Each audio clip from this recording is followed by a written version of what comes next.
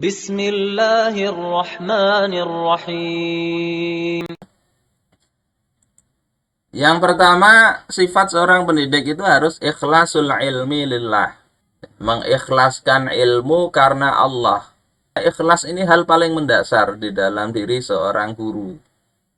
Kalau sudah ikhlasnya tidak ada atau tercemar dengan pamrih yang lain, maka pertama, dia sendiri, gurunya tidak mendapatkan manfaat dari dia mengajar itu, bahkan bisa membahayakan.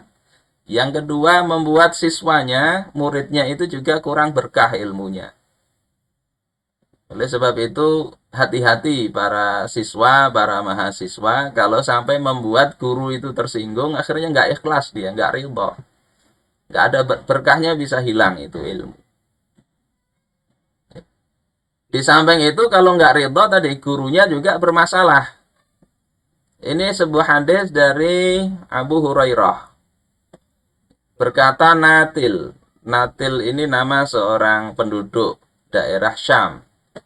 Dia katakan, ya Abu Hurairah, wahai Abu Hurairah, ceritakan kepada kami suatu perkataan yang engkau dengar dari Rasulullah Sallallahu Alaihi Wasallam.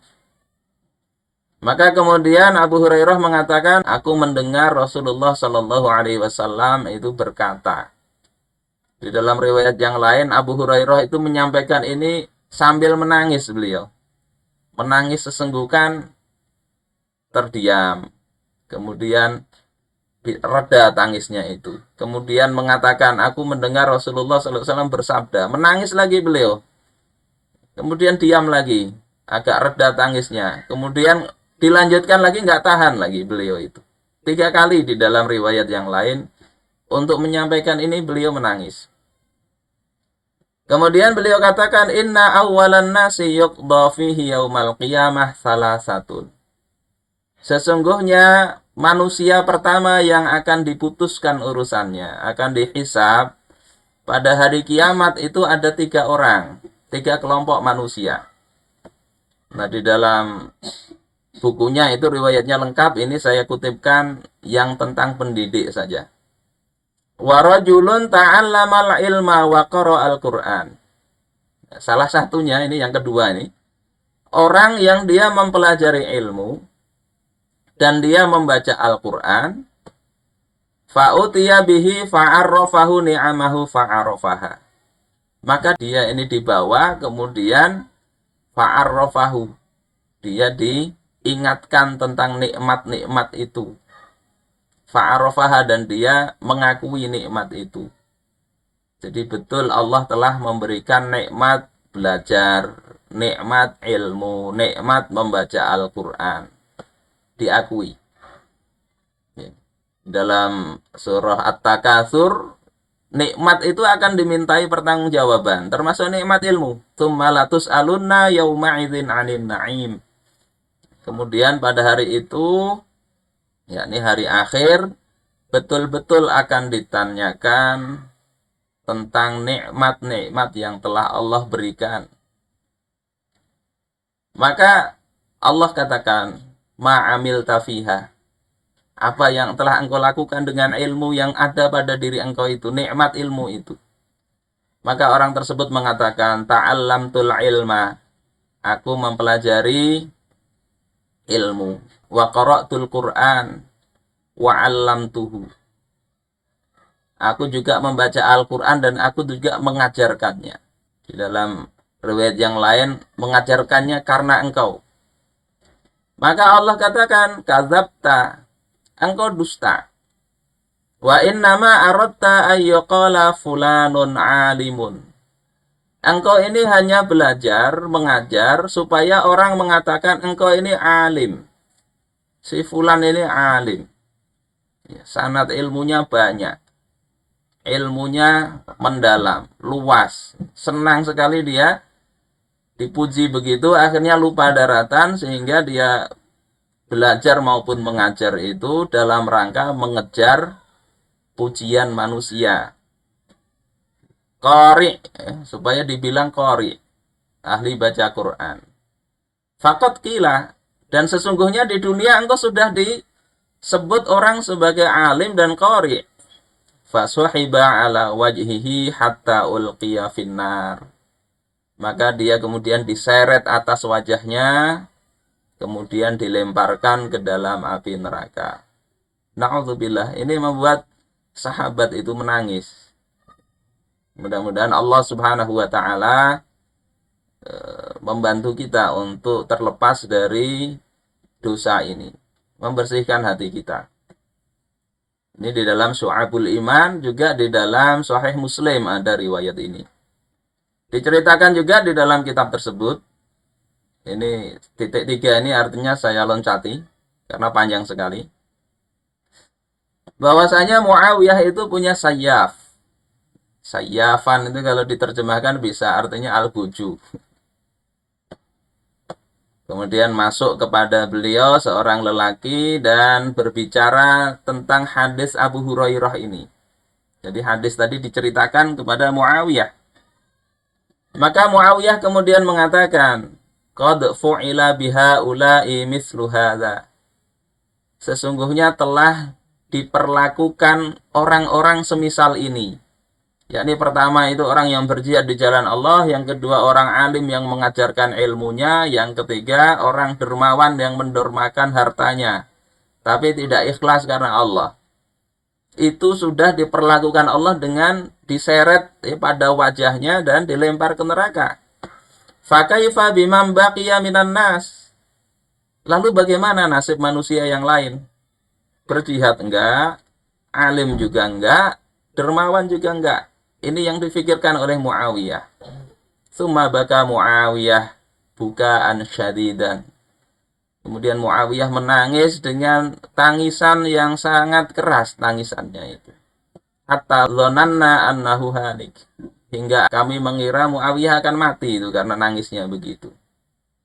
Dan kami katakan, laki-laki ini telah membawa berita buruk. Yakni membuat Muawiyah menangis sampai hampir mati. Tsumma afaqa Muawiyah. Kemudian Muawiyah tersadar. Kemudian mengusap wajahnya. Kemudian mengatakan, Shadaqallahu wa rasuluh. Allah dan Rasulnya benar. Kemudian beliau membacakan, Man kana yuridul hayatad dunya wa zinataha. Siapa saja yang dia menginginkan dunia dan perhiasannya, nuwaffi ilaihim a'malahum fiha. Maka akan kami penuhi balasan perbuatan mereka itu di dunia. Wahum fiha la yubkhasun. Dan dia tidak akan dirugikan. Ingin dunia Allah kasih. Kemudian Allah katakan, ulaikal ladzina laisa lahum fil akhirati illan nar. Mereka itulah orang-orang yang tidak ada bagian bagi mereka di akhirat illan nar, kecuali neraka. Ini kalau di dalam tafsir para ulama beda pendapat. Kalau kayak An-Nahas itu mengatakan ini ayat untuk orang kafir. Tapi ulama tafsir yang lain mengatakan ini untuk semuanya. Yakni kalau orang berbuat fokus dan tujuannya itu semata-mata untuk selain Allah Subhanahu wa taala. Ya, kalau masih tercampur-campur, mudah-mudahan Allah mengampuni kita semua dan Allah membersihkan hati kita, pikiran kita dari hal-hal ya, tujuan-tujuan selain Allah Subhanahu wa taala. Saudara-saudaraku sekalian rahimakumullah, ini menjadi kewajiban bagi muallim maupun murabbi untuk menanamkan di dalam jiwa mereka ikhlasul ilmi wal amal lillah. Ikhlas ilmu dan amalnya untuk Allah taala. Wabtigha al-ajr was thawab minallah, mengharapkan pahala balasan dari Allah taala saja. Kemudian di sini dikatakan summa in hasala ba'da dzalika madhun wa sana minan nas. Kemudian kalau sudah niat ikhlas itu ternyata manusia memberikan pujian, memberikan penghormatan. Apakah itu enggak boleh? Maka di situ dikatakan fadzalika fadlum minallahi wa ni'mah. Walhamdulillah. Kalau dipuji orang, ya itu adalah karunia Allah, nikmat Allah, dan alhamdulillah. Yang penting itu diniatkan mengajar, mendidik, berdakwah, itu ikhlas karena Allah. nanti setelah itu ada manusia mencaci atau manusia memuji. Nah, kalau itu pujian, ya itu adalah bentuk ya keutamaan dari Allah Subhanahu wa taala. Dikasih amplop, ya itu tidak mengurangi keikhlasan. Kata dosen kami, kalau dikasih amplop harusnya tambah ikhlas karena sadar ini pemberian dari Allah Subhanahu wa taala. Sebagaimana dalam sebuah hadis riwayat Imam Muslim dari Abu Dzar, qila li Rasulillah sallallahu alaihi wasallam. Dikatakan kepada Rasulullah sallallahu alaihi wasallam, "Ara'aitar rajul ya'malul amal minal khair?" Bagaimana pandangan engkau tentang orang yang melakukan kebaikan? Wa yahmaduhun nasu alaih. Kemudian dia dipuji oleh manusia. Bagaimana pandangan engkau wahai Rasulullah? Maka Rasulullah mengatakan tilka ajilu busyral mu'min. Itu adalah kabar gembira bagi orang mukmin yang disegerakan di dunia. Jadi jangan kemudian itu dianggap sesuatu yang jelek. Tapi urusan ikhlas, urusan di hati kita semuanya. Saudara-saudaraku sekalian rahimakumullah, ini yang pertama. Intinya ada 3. Hendaknya seorang mu'alim itu menanamkan di jiwa para tulabnya hakikat ikhlas. Sejak kecil seharusnya ya. Walaupun mungkin kalau kecil bahasanya perlu dibikin sedemikian rupa supaya difahami dengan mudah. Begitu juga mu'alim itu hendaknya senantiasa menyertakan hakikat ikhlas itu pada awal perbuatan. Kemudian senantiasa mengingatnya selama amal itu.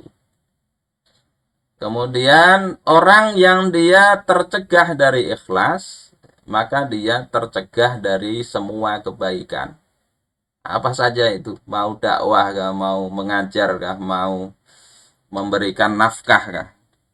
Kalau itu hilang ikhlas ini, hilang semua kebaikan.